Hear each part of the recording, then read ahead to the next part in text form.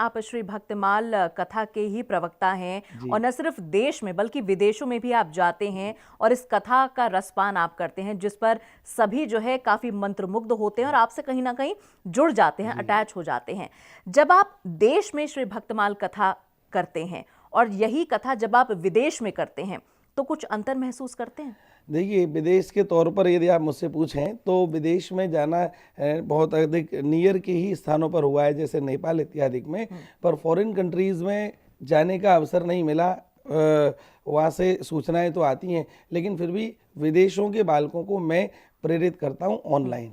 अच्छा। ऑनलाइन मेरी क्लासेस विदेश में, ऑस्ट्रेलिया में और इंग्लैंड में, अन्य अन्य जगह पर, यूएस वगैरह में सुनी जाती हैं। तो वहाँ के बच्चों में बहुत अधिक प्रभाव पड़ता है। कारण क्या है, जो भारतीय मूल के लोग हैं, विदेश में रहते हैं, वह चाहते हैं कि जो पालन हमारे महापुरुषों ने या हमारे बुजुर्गों ने अपने घर में रह के किया, ये बच्चे भी उसका पालन करें। तो छोटी छोटी घटनाएं ऐसी हैं। मैं एक हल्की सी बात बता दूं। एक परिवार में जनेऊ संस्कार हुआ और दादाजी ने उनको कहा कि बेटा, जनेऊ हमेशा शरीर पर रहना चाहिए, अगर जनेऊ नहीं है तो हमको मौन रहना चाहिए। एक बालक स्विमिंग पूल में नहाने गया, नहाते समय उसका जनेऊ उतर गया।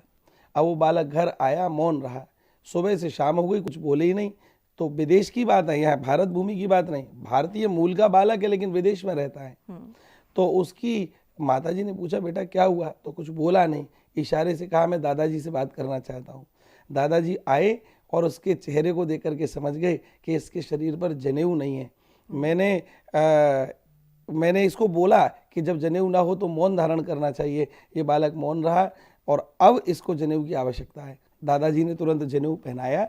उसके बाद में वो बालक बोला और तब उसने स्थिति स्पष्ट की कि दादाजी, स्विमिंग पूल में नहाते समय ये जनेऊ उतर गया था, आपने कहा था मौन रहना है, तो इसलिए मैं मौन रहा। तो यह विदेशों में भी रह करके बच्चे, पर माता पिता चाहें तब ऐसा संभव है। जी हाँ। माता पिता के द्वारा ही बच्चों में संस्कारों की प्रतिष्ठा होती है। जी हाँ। यदि माता पिता स्वयं संस्कारी हैं तो बालक संस्कारी होगा, और यदि माता पिता की रुचि खुद भोग वासनाओं में है तो बालक भी व्यसनी ही निकलेगा। प्रयास आप कितना भी कर लीजिए, बालक सिखाने से नहीं सीखता, बालक देखने से सीखता है।